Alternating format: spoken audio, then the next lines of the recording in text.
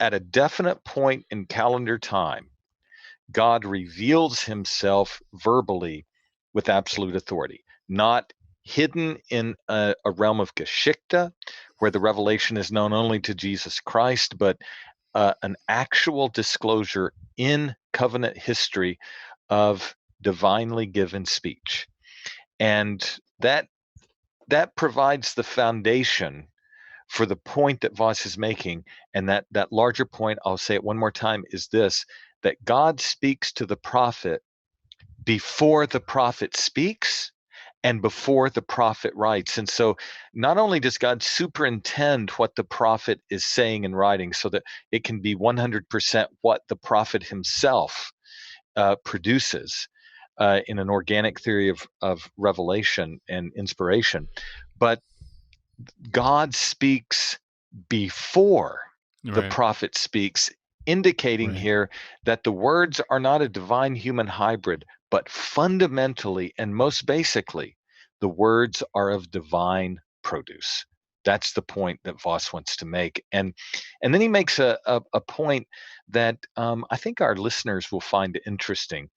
And this begins 217 over to 219, that this verbal communication, this verbal revelation from Jehovah is both external and internal. And in both instances, whether it's God speaking audibly externally where other people can hear, or whether it's God speaking in some ineffable direct way to the prophet in a way that cannot be heard audibly by others, the objectivity and the authority of that verbal revelation remains the same. And that's worth thinking about for for just a little bit. I think the point that's obvious for us is that external speech, where God speaks and the prophet hears and others hear along with the prophet, that's a clear case where you have objective revelation. But some scholars think, and these would be especially, I think, those of the liberal stripe that Voss has already identified, that only if a voice of God speaks in a publicly accessible way that true revelation can occur. But if it's not a publicly audible utterance, in other words, if it's something only the prophet can hear, if it's some unique internalized mode of communication from the Spirit to the prophet, that cannot be revelation in the strict sense of the term.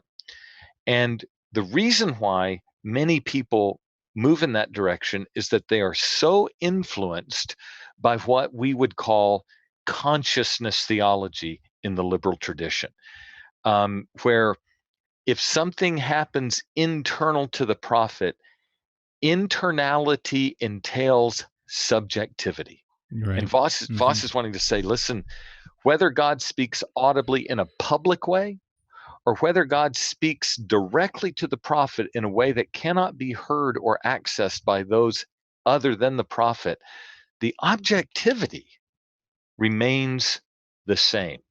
And that's a critical point that I think we need to accent as much as we can, because um, God can speak to what Paul calls the inner man, the the esoanthropon, the inner being of the prophet, and he can do so in a way that's not discerned publicly.